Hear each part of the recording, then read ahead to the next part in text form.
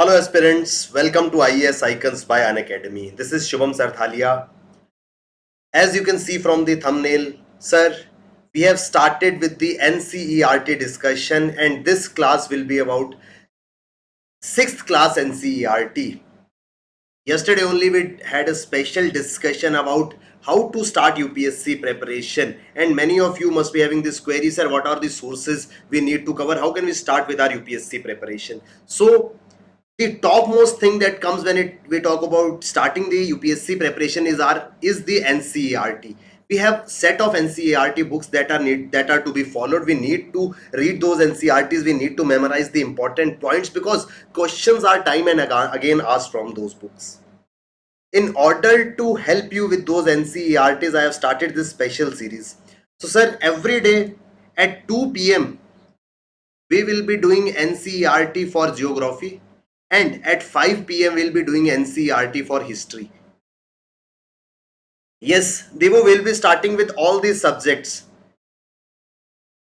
History and geography we have started with. Soon we'll be starting with some other subjects also. I want that at the earliest we are able to do away with our NCERTs so that you have the pretty fair idea. Okay.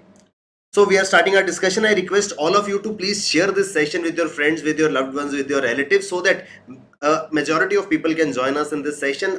Exclusive English channel by Unacademy, where we will be preparing entirely in English for this UPSC civil services.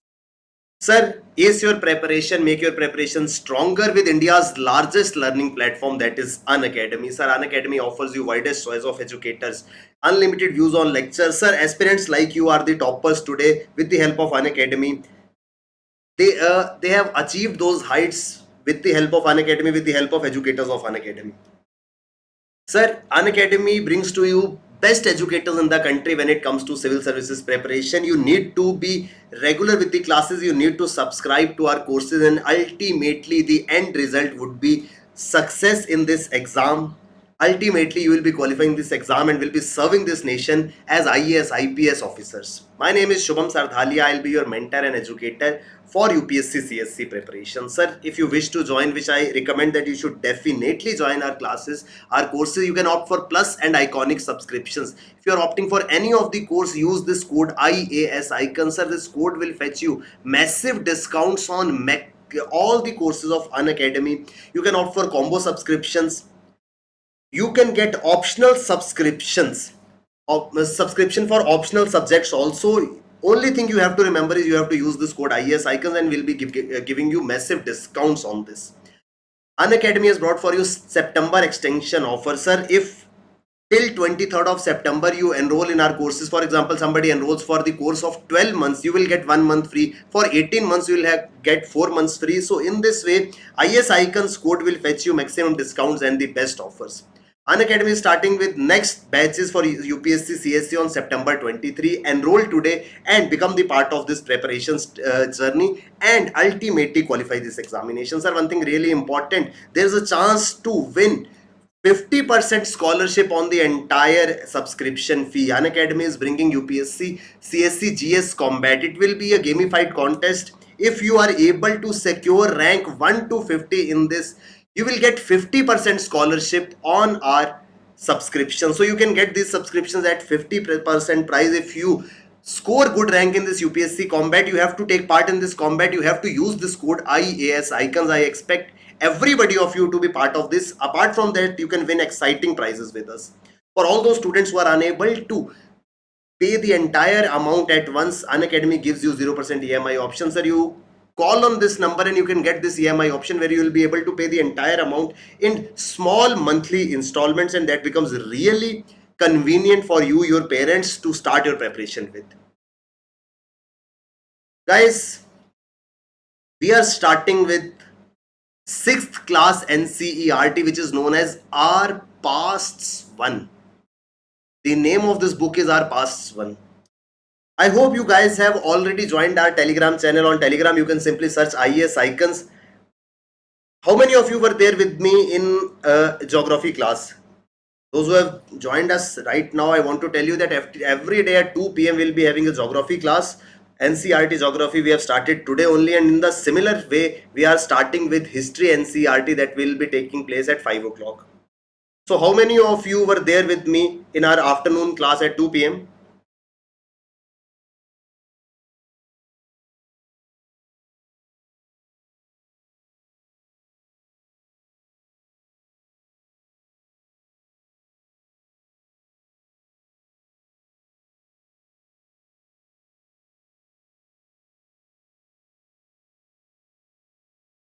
Uh, no, Muhammad Fardeen, class 6th is not of ancient. Ancient will come in the later stage. Yeah, Kirti was there, Aparna was there. So guys, I have already shared the PDF of that lecture in our Telegram channel, and many of you must have got it. If you haven't joined, you need to join that course. So you have to join that Telegram channel. You can simply go on Telegram app, search for IAS Icons, and you will find our Telegram channel. So we are starting with this 6th class NCERT. Today's discussion, the chapter 1 of 6th class NCERT is very basic. Basic discussion will be starting today. This is the textbook which we need to study, which we are told time and again that we need to study this book. It has chapter number 1, what, where, how and when. So gradually every day we'll be doing certain chapters like chapter 1, 2, 3. We'll be going chapter wise. So every day when you join me, we'll be doing next chapter. So it's the humble submission, humble request that if you miss class even for the day, you are gonna miss out on certain things. So I request you to be regular. I think we can give this much of time. We are having around 2 classes a day that will be live. So definitely you can give that much of time, and eventually you will understand this preparation process. Okay, Fardeen Singh sir, I have already joined the Telegram channel. That's really good. So guys, let's get on to the discussion. Chapter number 1, what, where, how and when. Sir, we are talking about history.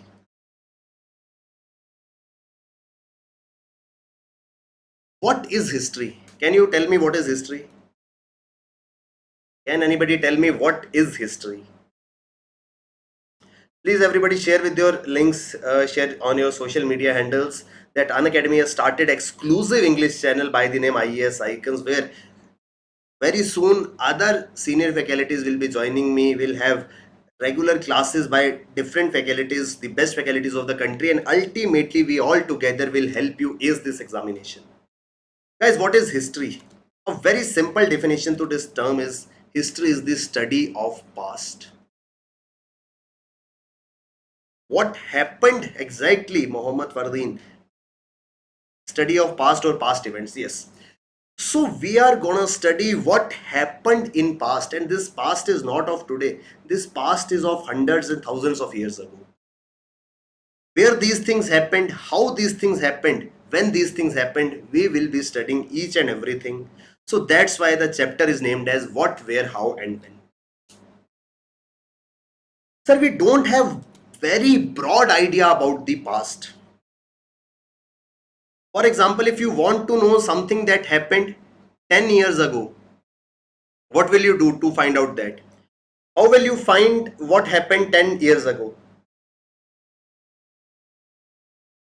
Something that happened 10 years ago, how will you find out that?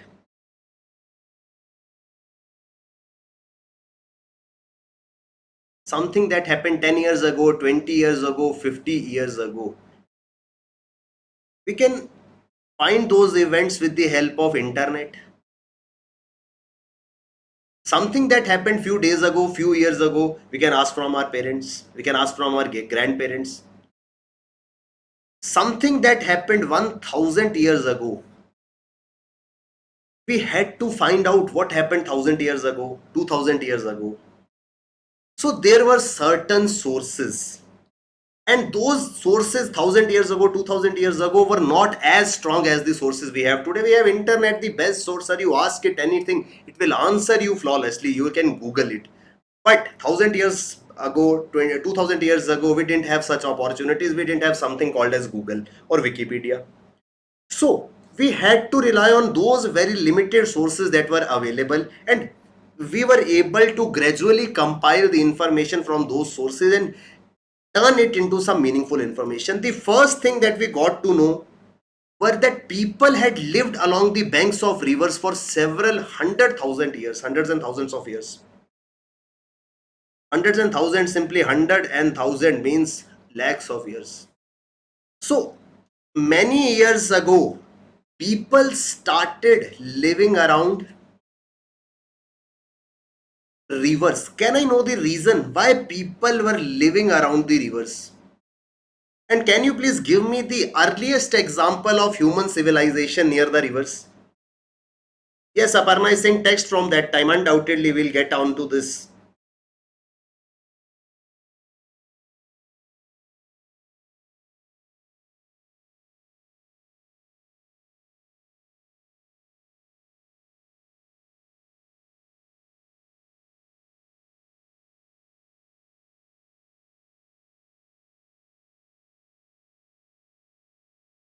Can somebody tell me why civilizations developed near rivers?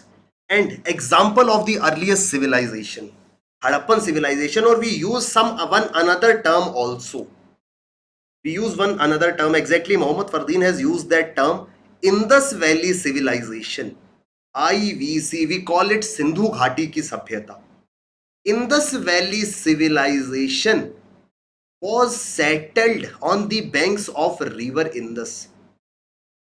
Why civilizations developed around rivers? Sir, the very basic answer, water has always been our necessity. People used to stay around the water bodies. People used to stay around the sources of water, and rivers were the easiest available sources of water. Don't tell me, sir, wells and ponds, because wells are something that are man-made. Ponds was the option, but ponds water was stagnant, whereas river water was ever flowing. It was fresh source of water, so people preferred to stay along the rivers, and in this way civilizations grew. What these people used to do, were they performing certain jobs? Were they civil servants? Were they engineers? Were they doctors? Were they businessmen? How did these people manage their basic requirements? Three basic requirements: food, clothing, and shelter. Aparna, you are saying it supported livelihood. Can you please elaborate in what ways it supported livelihood?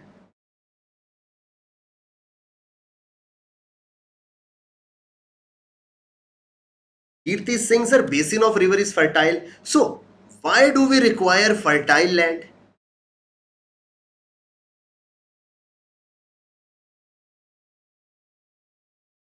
The earliest civilization that came here were actually hunters and gatherers. What do you understand by this term, hunters and gatherers?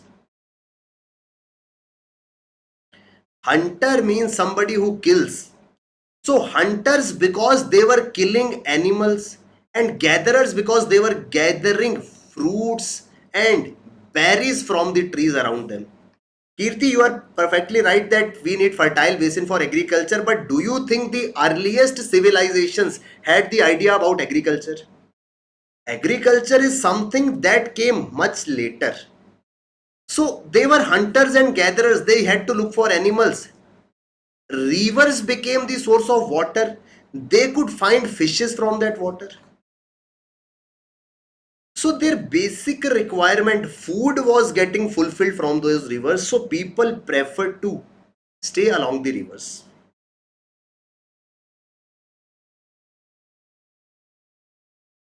We are talking about civilizations. Civilizations have something related to settled life. But even before this settled life, there were people who were nomads.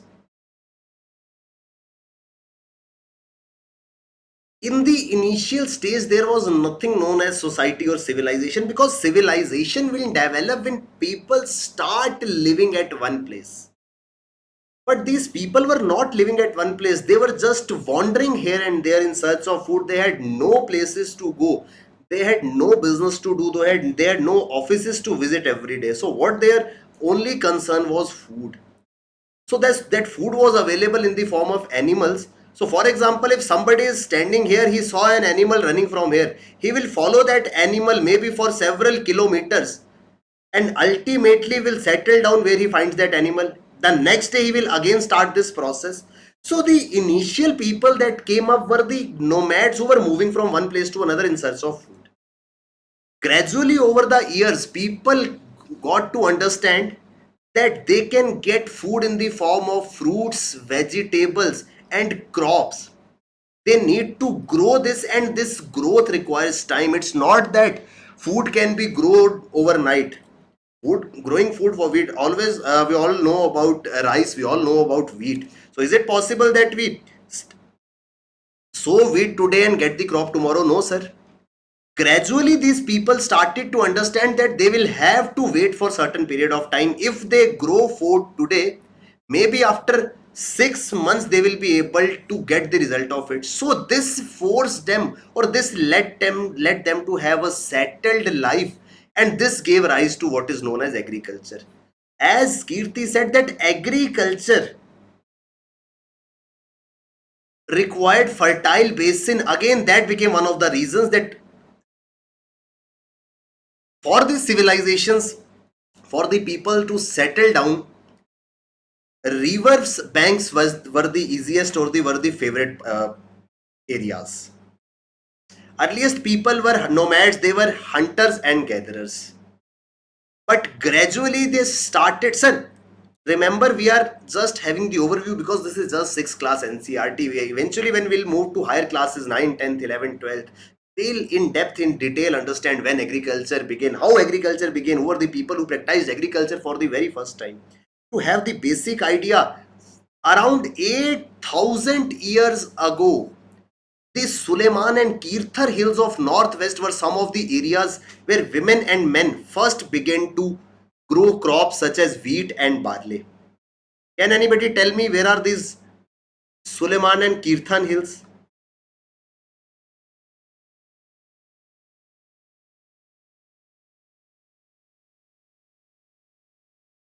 Can anybody tell me where are these Suleiman and Kirthan hills, please?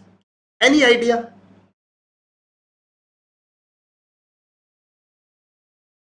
Do we have any idea about this Suleiman and Kirthar hills? We need to remember, sir, at times we can expect a question like this, that what are the areas where agriculture was practiced for the very first time? Exactly, Kirti, very right. Present day Pakistan is the area where these Suleiman and Kirthar hills are situated. We'll look with the help of maps, sir. This is Suleiman, this is Kirthar, these are the hill ranges. So this was the area where agriculture developed for the very first time.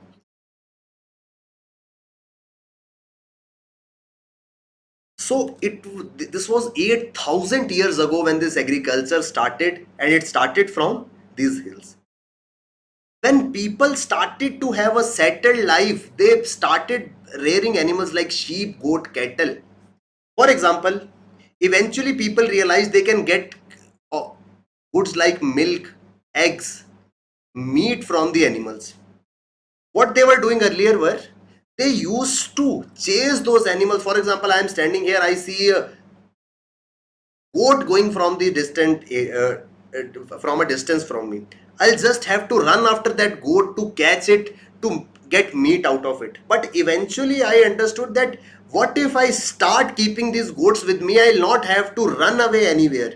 So since they started to have a settled life, which led to the formation of civilizations, I realized that, yeah, since I am practicing agriculture over here, I am staying here, so this area I can use to keep this goat, sheep, cattle, hens, and whatnot.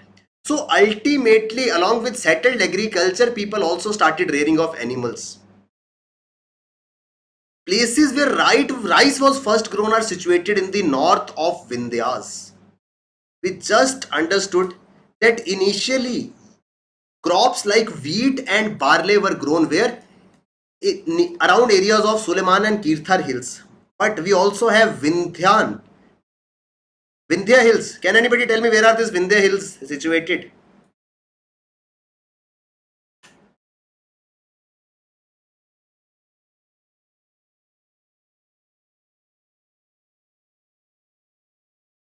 Sir, these are the Vindhya ranges. Somewhere in this central India, we have Vindhya ranges. This was the area where for the very first time rice was grown. No, Fardeen, but say Himalayas, we don't have Vindhyas in Himalayas. Himalayas is a different set of mountains. Vindhyas are in central India, yes, somewhere around Madhya Pradesh, yes. Abhinay, Srivastav, Kirti, Rishika, Aparna, you all are right. So what happened? Initially, they were hunters and gatherers. We'll understand it. Initial human was nomad. He used to travel from places to places. Then they became a civilization when they started practicing agriculture. But after that, what happened due to certain reasons? For example, there was a family living who was practicing agriculture, but there was a drought. So they couldn't get the expected amount of produce. So now what he or she had to do? They were left with no option but to move around somewhere else in search of food. So after having a settled life, men and women moved in search of livelihood. And this continues even today. Sir, you must be having elder brother, sister, relative, friend or family who have left their hometown and went to metro cities, maybe Delhi, Mumbai, NCR, Bangalore, Chennai, Kolkata, Chandigarh, Lucknow, somewhere where there are more livelihood opportunities available. So it is not something happening with our generation. This has been happening since years.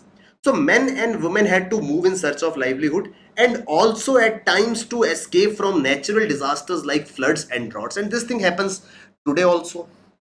So today also we see situation like this where people are forced to move from one place to another in search of livelihoods. At times where they were living, they face disasters. See, these people never had the governments. If somewhere there is a disaster like flood or earthquake or drought, government comes into play. Today what happens, government will offer you livelihood opportunities there, government will offer you rehabilitation, government will offer you relief material, but the government was nowhere to be seen in the earliest human establishments. So these people had to manage on their own. That's why they used to leave that place where it was the situation of drought or flood. Also, sometimes men marched in armies conquering others' lands.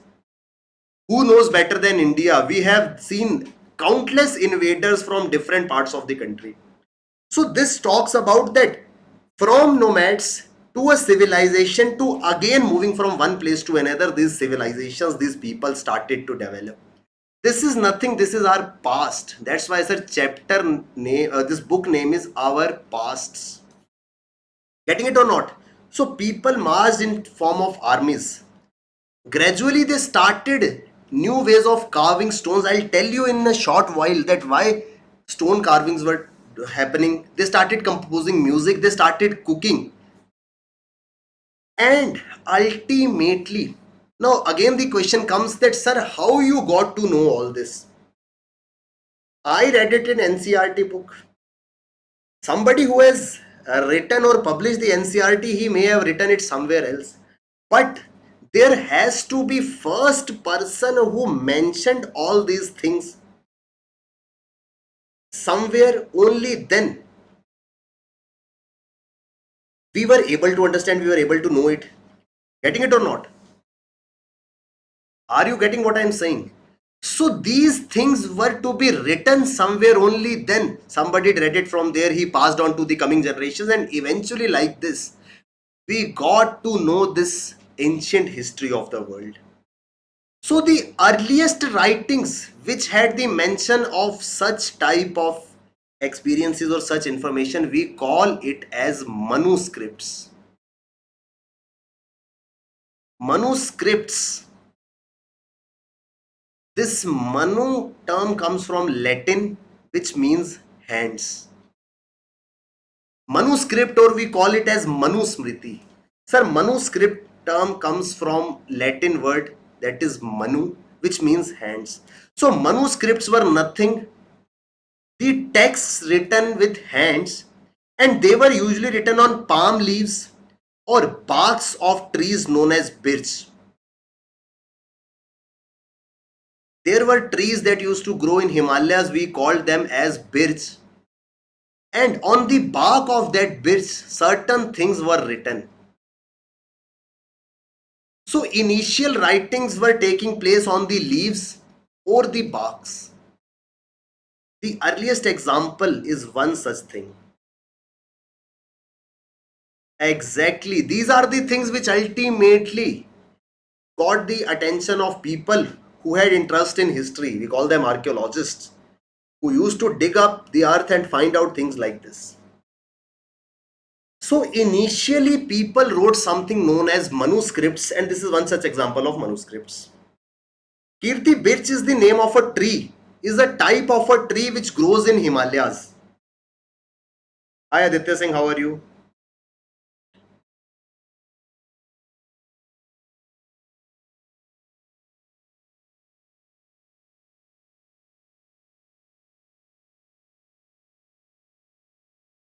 Kirti, please tell me what you didn't understand properly. We'll explain it again. Just like we have eucalyptus tree, we have mango tree, or we have some other trees, birch is a type of a tree whose bark, you understand? The outer skin of the tree. For example, this is a tree, the outer skin of the tree is a bark. So, people used to write on the bark of birch tree, and these came to be known as manuscripts. So, manuscripts were written on leaves and barks. Can anybody tell me what could be the issues with such manuscripts, such texts written?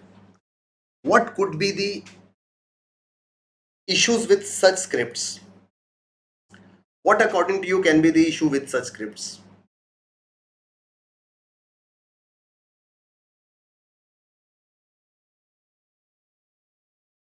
Sir, these texts were written so that coming generations, maybe somewhere 100, 200, or 1000 years down the line, somebody would come and read it.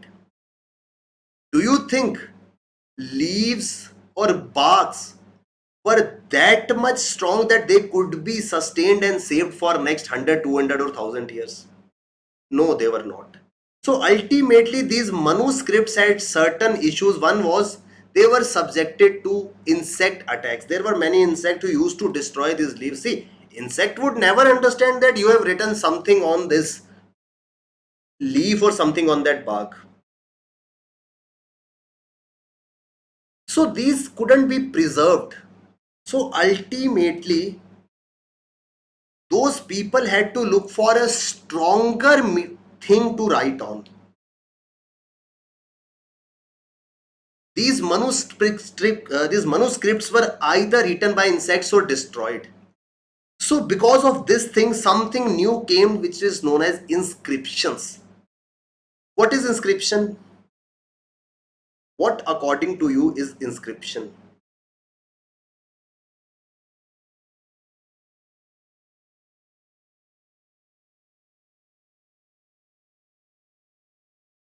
What are the inscriptions? Sir, inscriptions were nothing but these people, while writing certain important things, they realized that since manuscripts on leaves or barks couldn't be preserved for a longer period of time, let's start writing on some hard surface such as stone or metal.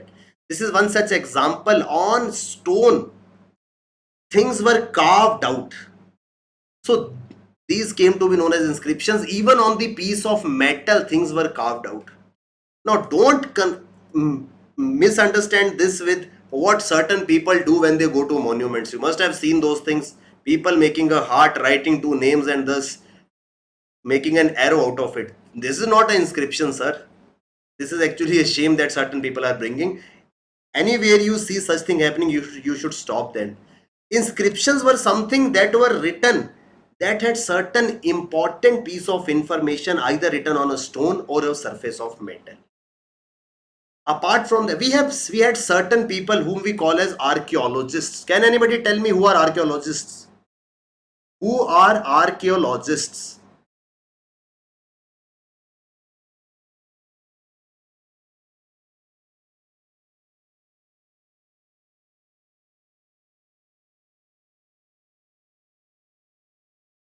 Who are archaeologists? Can anybody tell me? Sir, archaeology Archaeologists come from a term archaeology. Archaeology is what? It is study of past, just like history. Historians and archaeologists are a bit different. See, what historians do, they will just read the texts available, whereas archaeologists are the people who dig, who excavate to find out things like this. It's not that you will find manuscript or you will find inscription lying somewhere at the side of the road. So archaeologists were people who out of their curiosity started to find things that were buried inside the earth. So archaeologists and historians, there is a small difference. Historians are the people who study history. For example, somebody of you may pursue masters in history, so you become a historian, but that doesn't make you archaeologists. Archaeology, you must have heard of this Archaeological Survey of India. It is a body that carries out such studies of past by excavating, by digging and finding out things from the past. And these archaeologists have successfully able to find out remains of buildings, stones, bricks, paintings, sculptures and whatnot. They explore and excavate to find things from the past. They will find tools, they'll find weapons, pots, pans, ornaments and coins. Kirti, you are confused with what? Please let me know. No need to be sorry, bache. You simply can tell me what is making that confusion. Will clear that confusion of yours. What is confusing you? Just let me know.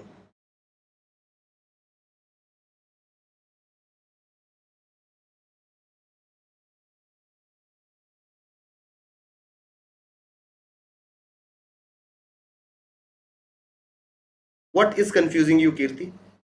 Guys, a small request I have to make. Please share the session so that, since channel is very new, the only thing is that it's just a 20 days old channel. So many of our aspirants, many of your fellow friends are not aware of this channel. So I request you to share it as much as possible so that maximum people can know about this channel, that we are starting with this channel, or we have started the exclusive English channel. But historians are those who study history.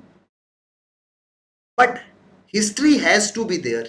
Archaeologist is a person who went onto a place, he excavated, he started digging the soil and came up with something known as inscription.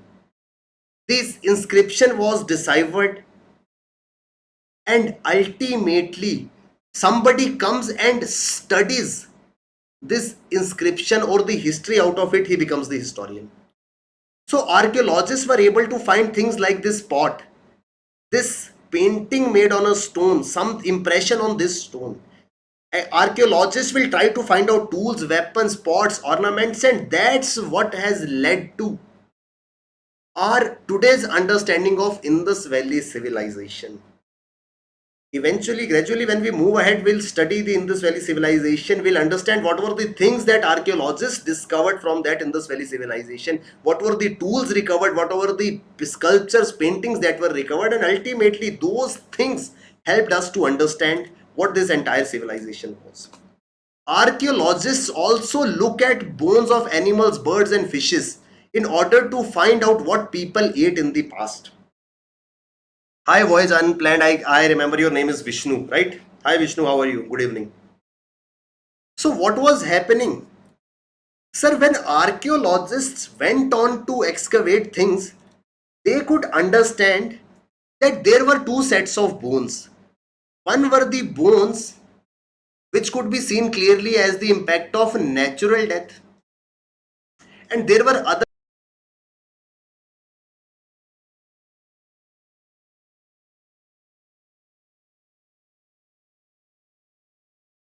Sorry, I guess there was some internet issue. Am I clearly visible and audible to you?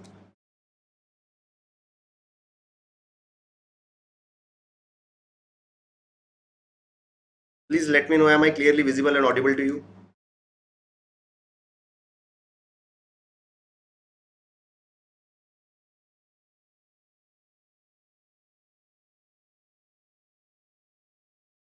Okay, so there was some internet issue. Aparna is asking, sir, was there some language Yes, the most initial or the most ancient inscriptions and manuscripts that we came across were either written in Prakrit or Sanskrit. So these were written either in Prakrit or in Sanskrit. These were the two languages.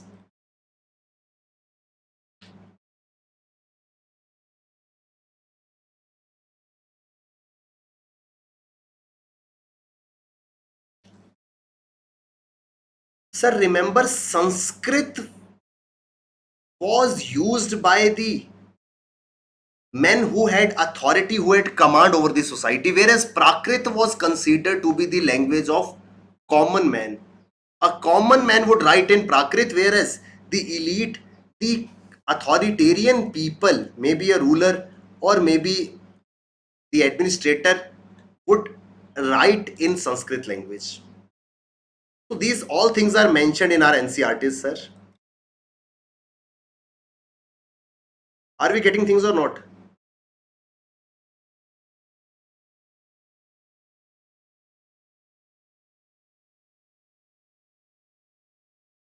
Are we getting things or not? No, Kirti, I don't mean Brahmin. Authority can be of any kind. Maybe somebody who owned larger chunk of land, he was in authority. But majority of people uses Prakrit as their language. So I was giving you this example of what people ate. So there is very clear difference. For example, there is a cock or which died natural death. So after his death, his bones would be intact. Eventually, his skin would go off, but his bones, his entire skeleton system would remain intact. But if he has been eaten by somebody, then his skeleton would not be intact. It would be split into different bones. So with the help of those things, historians or archaeologists were able to find out that yeah, people ate animals also. The while we are writing history, or while we are sorry, we don't write history, while we are studying history, we come across terms like 600 BC or 600 BCE, or we come across 1200 AD. Can anybody tell me what is this BC and AD?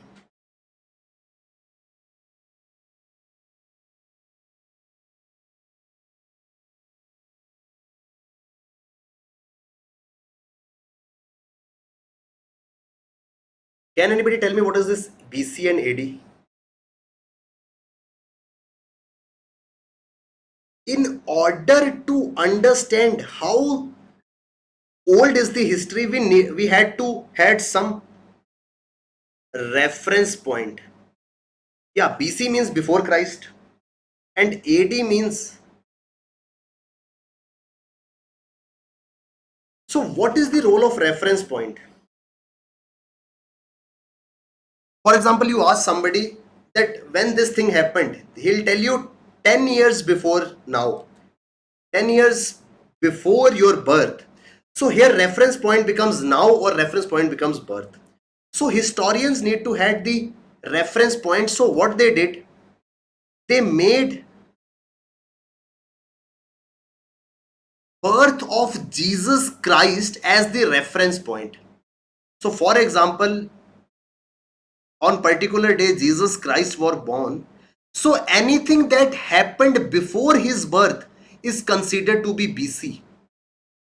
100 BC means 100 years before the birth of Jesus Christ, and from after his birth things came to be known as 1, 2, 3, and it is followed till today. Sir, we are living in the year 2022. It is not 2022 only, it's 2022 AD, which shows that Jesus Christ was born 2022 years ago. So today is 2022 AD.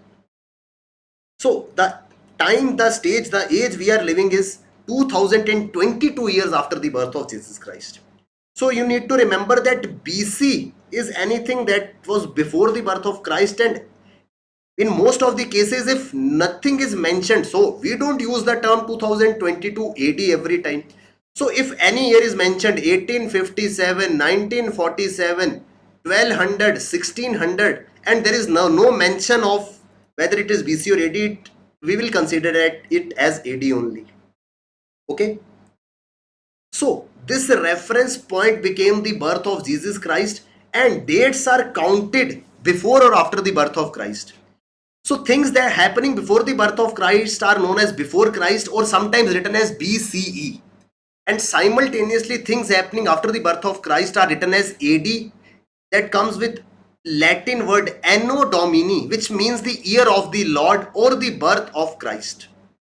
So 2012 can be written as AD 2012. As I told you, 2022 can be written as 2022 AD.